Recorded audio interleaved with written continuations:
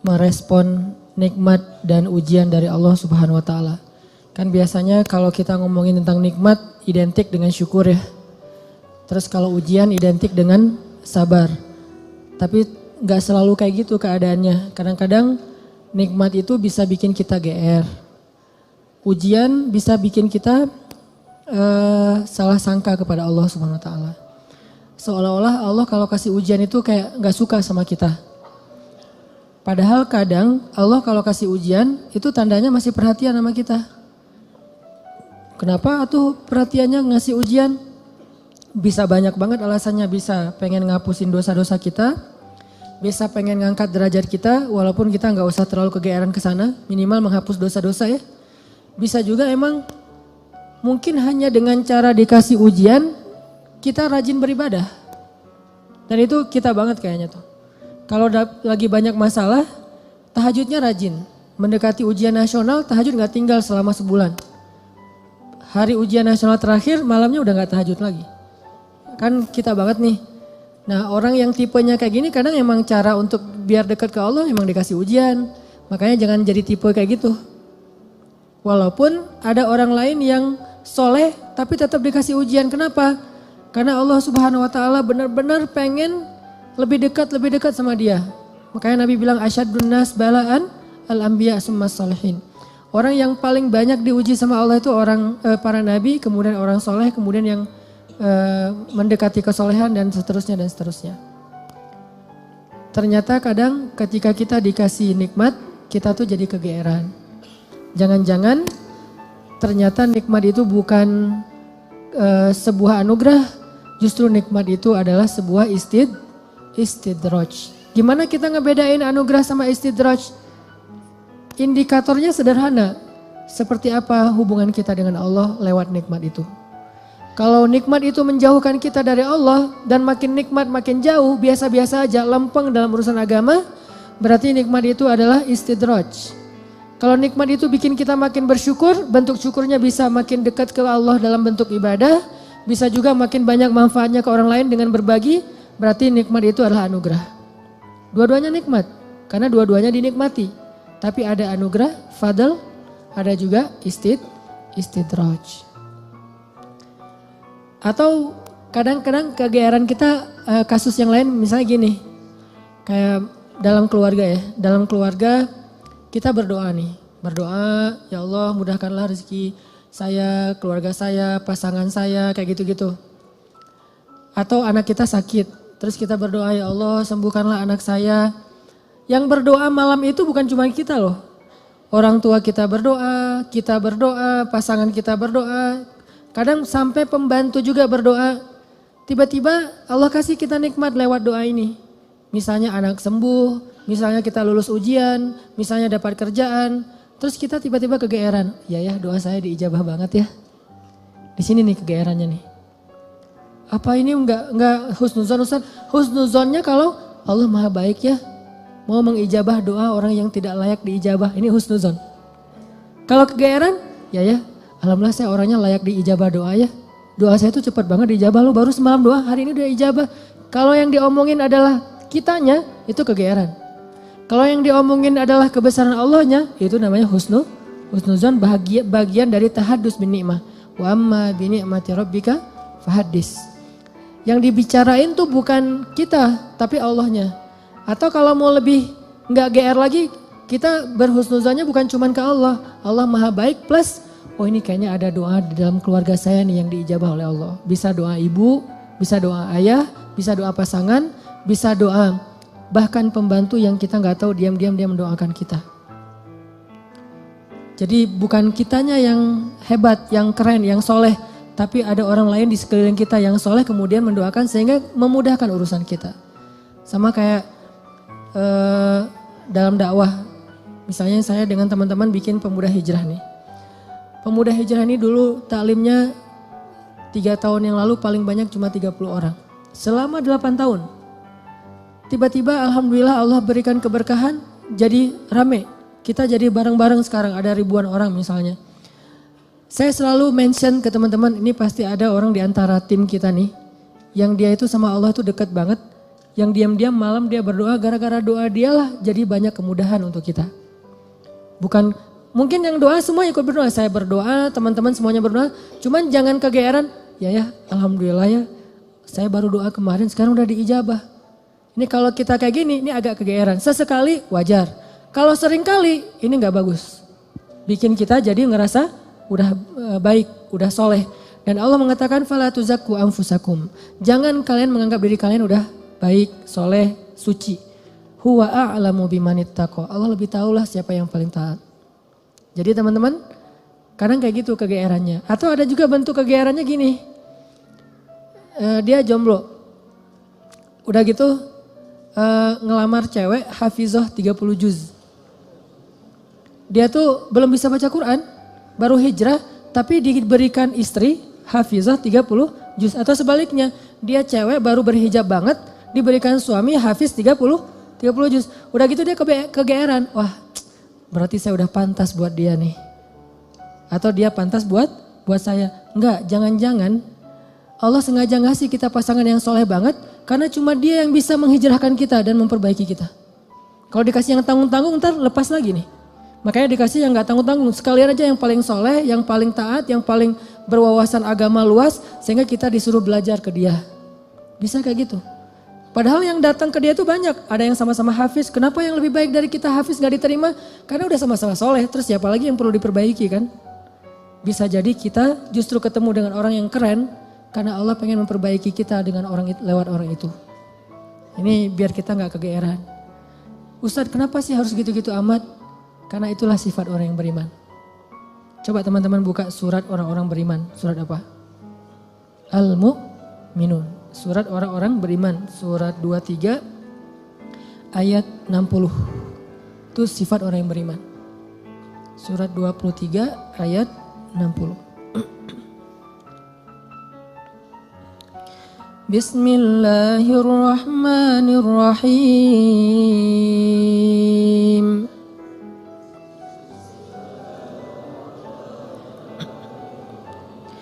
والذين يؤتون ما آتوا وقلوبهم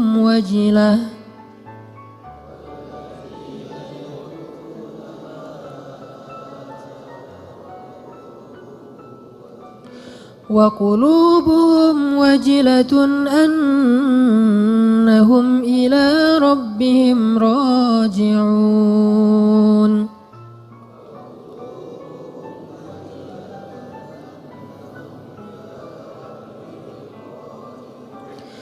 أولئك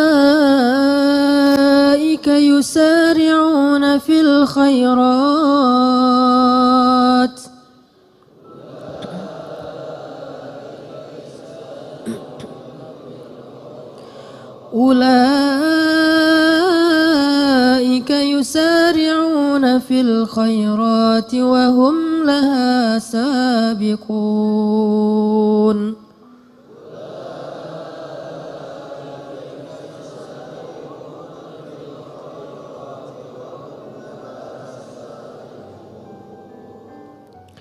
Dan orang-orang yang telah memberikan apa yang telah mereka berikan dengan hati penuh rasa takut karena mereka yakin bahwa sesungguhnya mereka akan kembali kepada Rabb-Nya.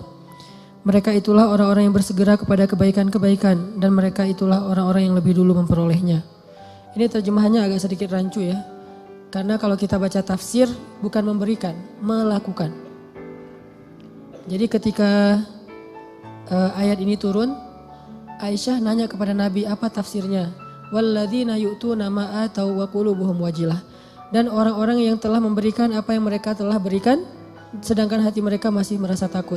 Aisyah nanya, maksudnya apa ya Rasulullah? Kenapa mereka takut? Apakah mereka melakukan dosa-dosa? Apakah mereka bermaksiat sehingga mereka menjadi takut? Kata Nabi, bukan. Maksud melakukan atau memberikan di sini adalah mereka udah sholat, mereka puasa, mereka sedekah. Jadi bukan cuma sedekah ya, semua amal soleh. Mereka udah bantu orang. Jadi mereka itu udah banyak banget ngelakuin kebaikan.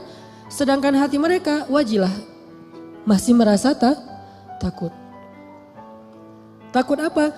Takut ketika kembali kepada Allah gak sanggup menghadap Allah dengan amal yang sedikit. Coba bayangin. Udah banyak amal masih takut menghadap Allah, wajilah.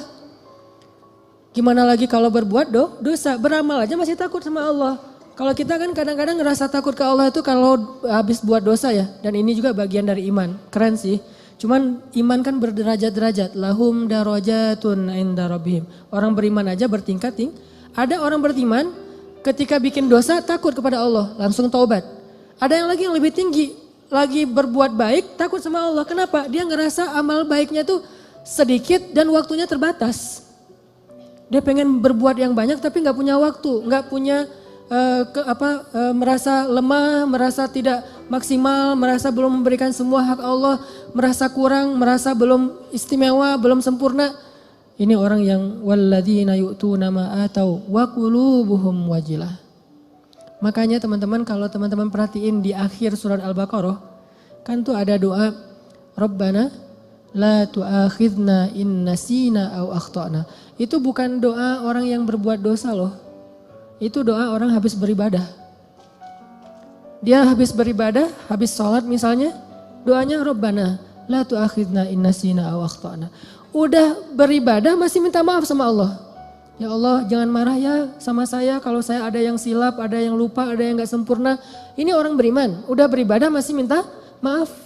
Sama kayak ayat idza jaa nasrullahi wal fath wa ra'aitan nasa yadkhuluna fi dinillahi afwaja fasabbih bihamdi rabbika wastaghfir. Kalau telah datang pertolongan Allah dan kemenangan dan engkau melihat orang berbondong-bondong masuk kepada agama Allah. Maksudnya apa? Kalau dakwah kamu sudah sukses. Wahai Muhammad, wahai kaum muslimin, kalau dakwah kalian sudah sukses. Orang berbondong-bondong ikut pengajian, orang berbondong-bondong berhijrah. Jadi tren baru sekarang Islam misalnya di zaman dulu Nabi.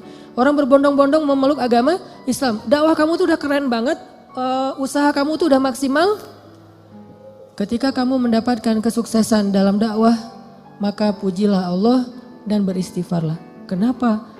Habis berdakwah, habis sukses malah disuruh beristighfar. Dan yang disuruh itu adalah Nabi loh secara personal, bukan kaum muslimin. Kalau kaum muslimin mungkin mengatakan fasabbihu bihamdi rabbikum wastaghfiru gitu kan ya. Tapi karena personal, fasabbih bihamdi rabbika wastaghfir. Engkau wahai Muhammad. Jadi Nabi banget yang disuruh. Kalau Nabi aja disuruh istighfar apalagi umatnya. Dan Allah menyuruh Nabi istighfar bukan habis berbuat dosa, bukan. Karena Nabi tidak berbuat dosa. Kapan disuruh istighfar? Habis sukses dalam dakwah disuruh istighfar. Kenapa? Inilah mukmin. Dia nggak pernah merasa dirinya sempurna. Dia nggak pernah merasa bahwa ini karena kerja saya, karya saya, hasil jerih payah saya, karena saya hebat. Enggak. Istighfar tetap kepada Allah. Karena kalau nggak Allah tolong kamu nggak akan sukses. Gitu maksudnya. Kenapa kalau Allah nggak tolong kamu nggak akan sukses? Karena apa yang kamu lakukan itu harusnya kamu nggak bisa sukses. Soalnya yang kamu lakukan itu belum maksimal, belum ideal, belum sempurna, belum istimewa. Tetap aja ada kurangnya. Karena sifat dari insan mahallul khata' wan nisyan.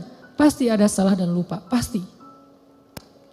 Jadi gimana pun kita dapat nikmat, hati kita wajilah. Apalagi nikmat dunia doang. Nikmat ibadah aja tetap wajilah. Nikmat ibadah kan yu'tu nama atau berarti mereka sholat, puasa, zakat, sedekah, haji, umroh, kayak gitu-gitu, tilawah, hafal Quran, tapi hatinya masih wa qulubuhum wajilah. Padahal itu yang dikasih nikmat ibadah loh. Gimana kalau yang dikasih nikmat dunia? Karena nggak mungkin kan nikmat ibadah itu istidraj. Mungkin nggak? Nikmat ibadah istidraj. Allah membiarkan dia aja sholat sendiri. Nggak mungkin kan? Istidraj itu hanya berlaku untuk nikmat dunia. Tapi kalau nikmat akhirat, ibadah, ketaatan, kedekatan dengan Allah, gak mungkin istidraj, itu pasti nikmat yang hakiki tuh. Tetap mereka ngerasa saya banyak kurang, saya masih, kalau sholat pasti tadi ada yang gak khusyuknya. Ada yang khusyuk 4 rakaat sholat isya, pasti ada hilang-hilangnya gitu kan ya. Lebih tepatnya ada khusyuknya sedikit, sisanya hilang. Mungkin itu lebih tepat buat kita nih. Nggak sengaja kok udah salam aja. Atau tadi sujudnya 2 kali apa sekali ya. Tadi saya ruku gak sih? Apalagi kalau sholat sendiri tuh. Pas udah sujud, tadi saya ruku gak sih? Kan suka gitu tuh. Pas udah berdiri, tadi saya tahiyat gak sih? Atau langsung dari sujud langsung berdiri. Kan suka gitu. Salam, tadi saya syahadatan gak ya? Jangan-jangan langsung Allahumma sholli ala sayyidina Muhammad, assalamualaikum, assalamualaikum. Pas berdiri, tadi saya baca Al-Fatihah gak ya? udah mau ruku aja suka gitu. Berarti banyak kurangnya dalam ibadah kita. Tilawah juga gitu, pasti banyak baca yang salah. Jangan-jangan salah huruf, salah makna harusnya dosa. Puasa juga gitu, gak bisa jaga pandangan. Atau sedekah juga gitu, jangan-jangan saya sedekah belum bersih-bersih amat atau belum maksimal, masih banyak yang saya tahan, masih kikir. Intinya adalah jangan ngerasa udah sempurna. Sehingga ketika Allah kasih kita nikmat, kita merasa diri kita emang pantas mendapatkannya. Bukan. Ketika Allah kasih kita nikmat, kita bilang sebetulnya saya gak pantas tapi Allah maha baik. Ketika Allah kasih kita hidayah, sebetulnya bukan saya udah sadar, Allah menyadarkan saya. Ketika kita dapat ujian, baru kita salahkan diri kita. Makanya hadis qudsinya yang saya sampaikan di booster, kalau kalian mendapatkan nikmat, janganlah kalian memuji kecuali Allah. Kalau kalian mendapatkan masalah, musibah, sesuatu yang buruk, janganlah kalian mencela kecuali diri kalian sendiri. Ini ke diri kita teman-teman. Dan ini kaidahnya tidak berlaku untuk orang lain ya. Karena Allah hanya mengatakan untuk diri kalian sendiri, bukan untuk teman kalian. Jadi dalam Islam itu kita dibangun juga persepsi, mindset. Jangan pakai hadis qudsi ini untuk orang lain.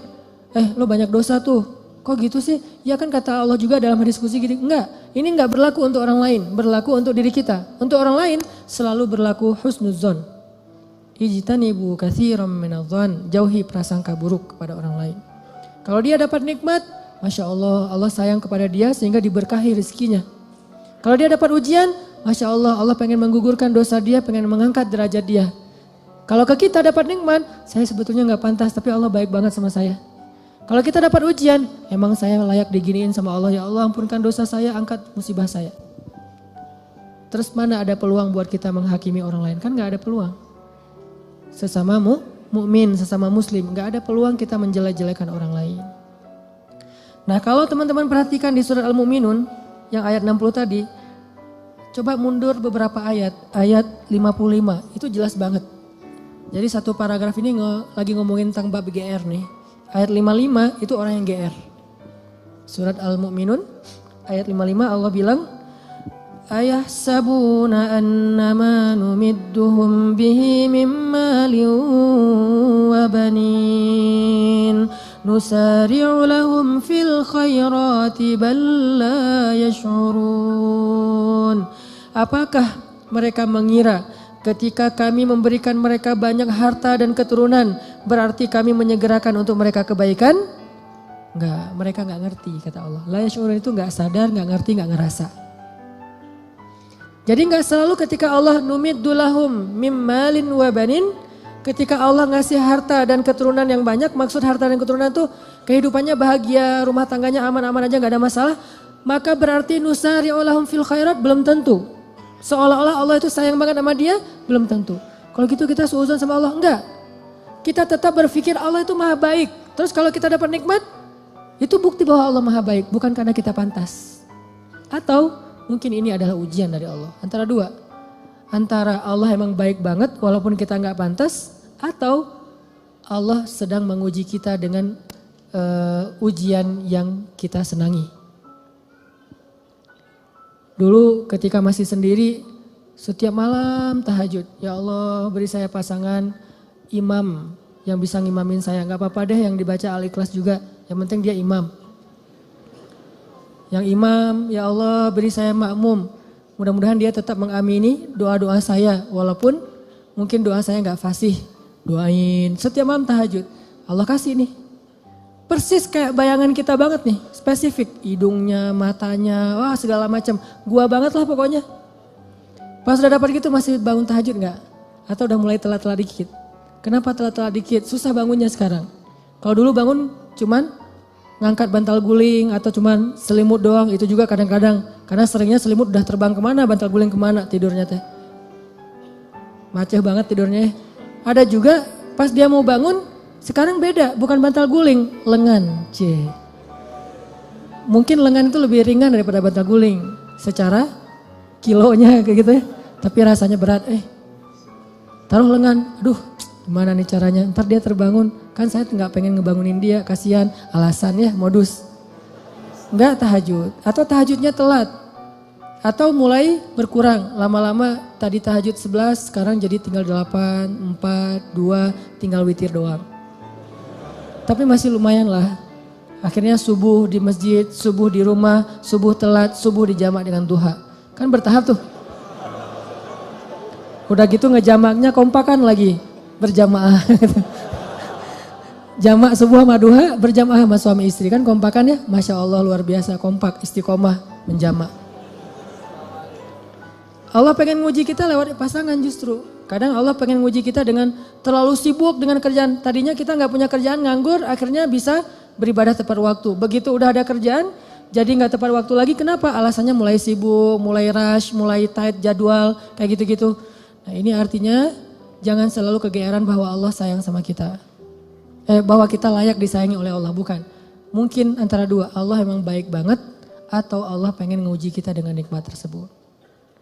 Jadi di sini disebutkan ayah sabun, apakah mereka mengira annama numiddu lahum min malin wa banin nusari'u lahum fil khairat bal la yash'urun.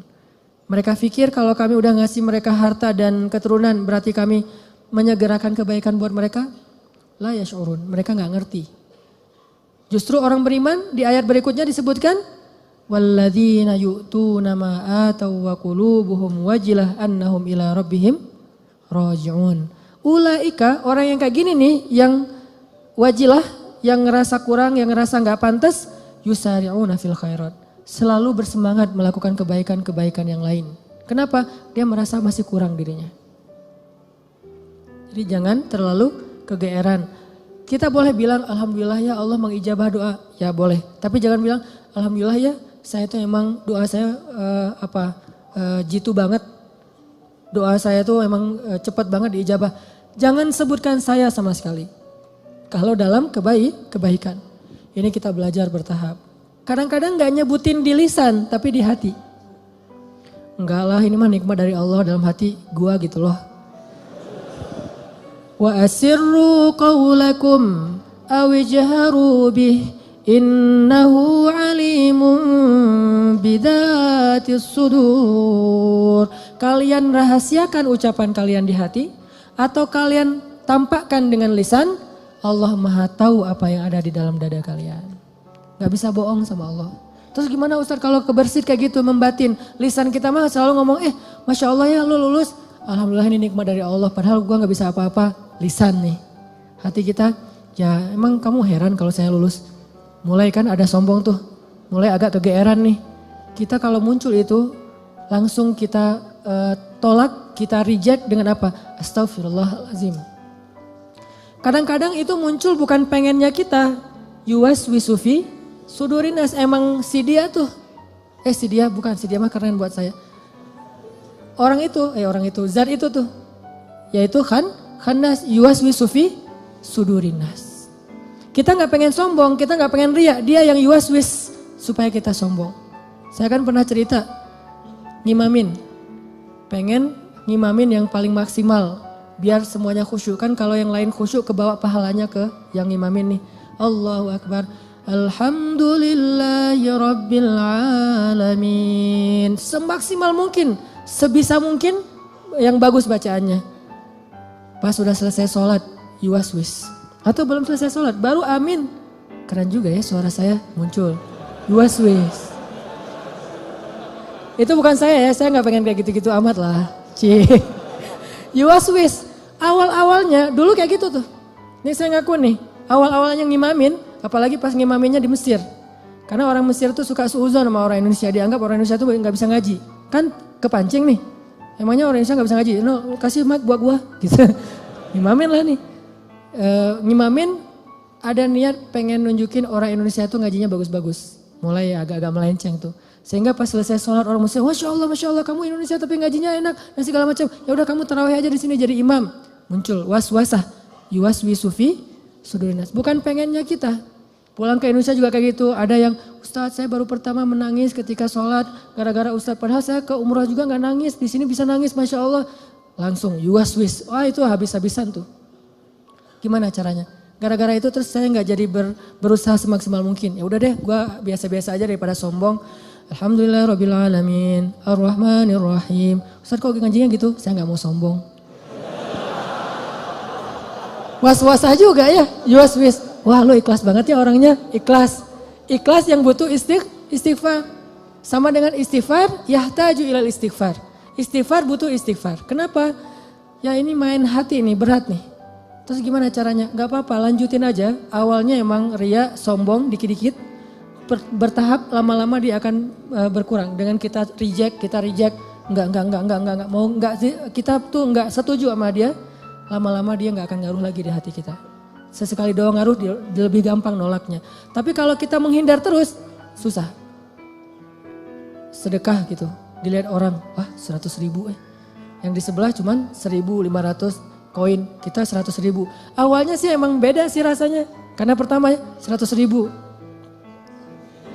Awalnya nih, besok lama-lama biasa aja. Lama-lama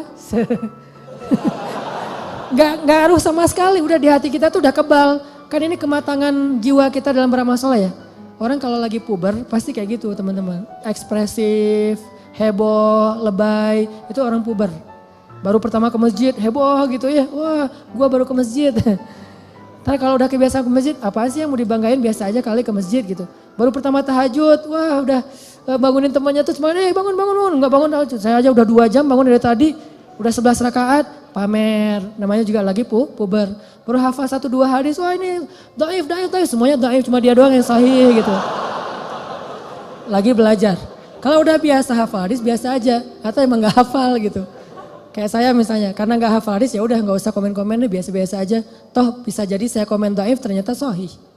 Daripada saya mendhaifkan yang sahih, mending saya diam. Nah ini artinya jangan menghindar, tapi di-reject. Begitu kita kegeeran di dalam hati, enggak ini. Hadza min fadli Rabbi, ini anugerah dari Allah. Ini Allah Maha Baik, ini semuanya karena kebaikan Allah gitu. Lama-lama setan akan cari jalan lain, gak akan yuwas-wis lagi. Dia akan menghindar. Sampai kita menjadi orang yang kalau kata guru saya mukhlasin. Apa arti mukhlasin? Kalau mukhlisin orang yang ikhlas. Kalau mukhlasin orang yang udah gak ada bedanya di mata dia emas dengan batu. Udah sama tuh. Ketika ditaruh emas, dia senyum, dikasih batu juga dia senyum. Gak ada bedanya antara batu dengan emas, mukhlas. Maka setan udah gak bisa ngegodain dia. Gimana ngegodain? Orang emas dan batu sama di mata dia. Tapi kalau emas masih lebih berharga daripada batu, cuman dia masih berharap ridho Allah, itu namanya mukhlis.